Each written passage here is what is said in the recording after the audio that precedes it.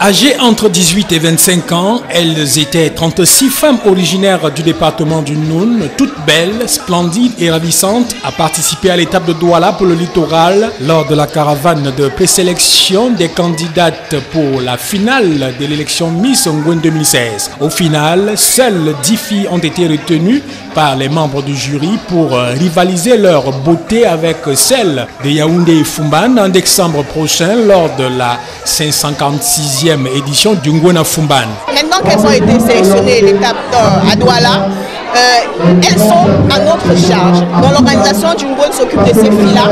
Elles sont prises en charge.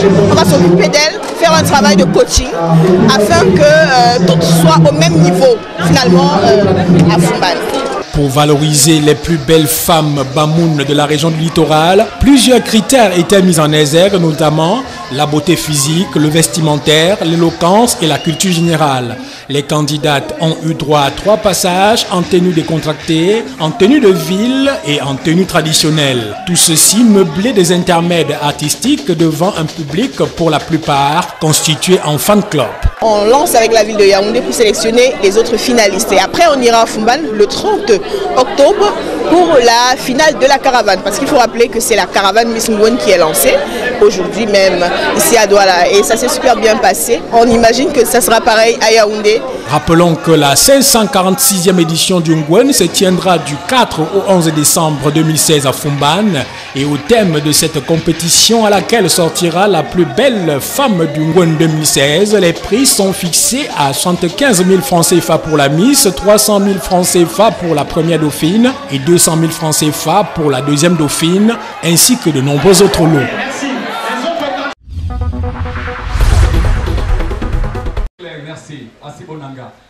La 3e édition du Festival des musiques du Cameroun aura lieu du 27 au 28 octobre 2016 à Douala. C'est la principale information à retenir de la conférence de presse donnée à Douala ce 12 octobre par l'association Cameroun de demain. L'objectif culturel de cet événement est de renforcer la plateforme d'expression, de valorisation et de développement des œuvres artistiques musicales camerounaises, parfois supplantées par des productions étrangères. Au menu du programme, des rythmes aussi variés tels que le makossa, le bikotsi, le magambe et bien d'autres. Ce sera aussi une occasion pour les artistes de toute raison de vendre leurs produits. La principale innovation est la journée d'exhibition qui aura lieu le 27 octobre 2016 à la salle des fêtes d'Aqua. Il est à rappeler que le parrain de l'événement est l'artiste musicien Petit Pays.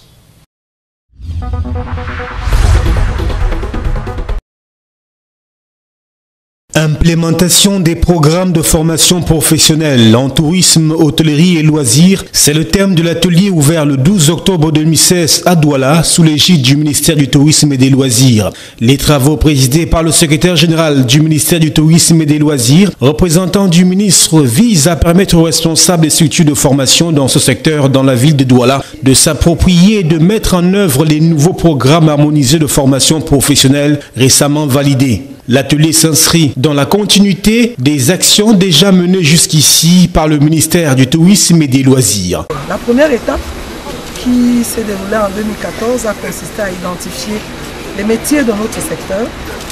La seconde étape a consisté à définir des programmes de formation pour ces métiers-là.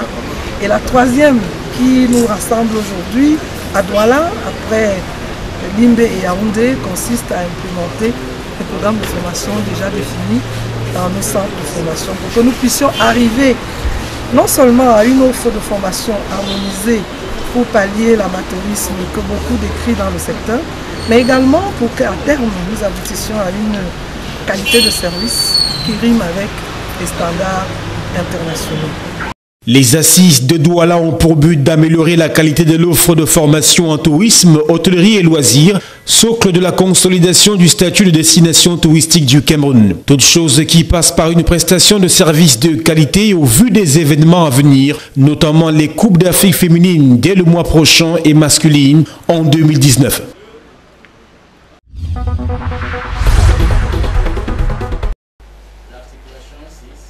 La délégation départementale du ministère de l'économie, de la planification et de l'aménagement du territoire pour le Vouri a tenu ce 14 octobre 2016 la séance du comité de suivi psychofinancier du budget d'investissement public pour le compte du troisième trimestre de l'année en cours. Il était question d'adopter le rapport du comité de deuxième trimestre et évaluer la mise en œuvre de ses recommandations.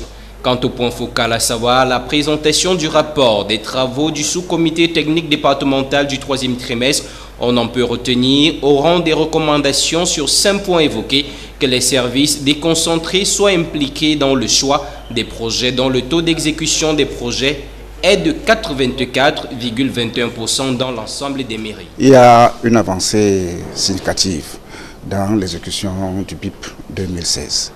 Nous sommes partis de pratiquement 15% et nous sommes à 32, voire 35%. Ça veut dire que les communes, parce qu'au niveau des services déconcentrés de l'État, les budgets sont pratiquement à 80%. Pour les 8 recommandations adoptées, il a été dit que les rôles de chaque intervenant dans la chaîne d'exécution du BIP soient clairement définis au niveau des mairies, qu'un calendrier soit élaboré et soumis par chacune des mairies et qu'il soit arrimé à celui du MINMAP à l'échéance décembre 2016, que les mairies soumettent au comité leur dossier bilan des projets BIP gérés au 30 novembre 2016. Les mairies doivent aussi engager assez tôt les dépenses liées au projet bon de commande avant le 15 novembre et pour les lettres de commande marcher avant chaque 15 octobre. Tous les acteurs doivent aussi proposer de manière écrite des stratégies en vue de l'amélioration de l'exécution du budget d'investissement public dans le Vouri d'ici décembre 2016. En 6e point, il a été dit qu'une ligne de crédit soit mise à la disposition du suivi des investissements au sein des mairies. Aviculture, source de revenus, enjeux et défis de l'aviculture camerounaise, c'est le thème de la 2e édition du Salon avicole du Cameroun qui va se tenir du 26 au 28 octobre 2016 à Yaoundé. C'est la salle des conférences de la Chambre d'agriculture de Yaoundé qui a servi de cadre le 13 octobre 2016 à un point de presse au cours duquel le ministre de la Communication Issa Tirouma Bakari et son collègue en charge de l'élevage, des pêches et des industries animales Dr Taïga en ont fait l'annonce. L'événement qui va prendre ses quartiers au Palais des Sports de Yaoundé va mettre en scène l'ensemble des acteurs de la filière avicole nationale à l'effet d'échanger, de vendre, de présenter leurs produits au grand public et communiquer sur les perspectives de relance des activités d'un secteur sinistré tel que le préconisent les responsables de l'interprofession avicale. Il s'agit que chacun sache son rôle. Nous parlerons également de l'avenir de toutes les maladies aviaires. Nous parlerons également du bâtiment.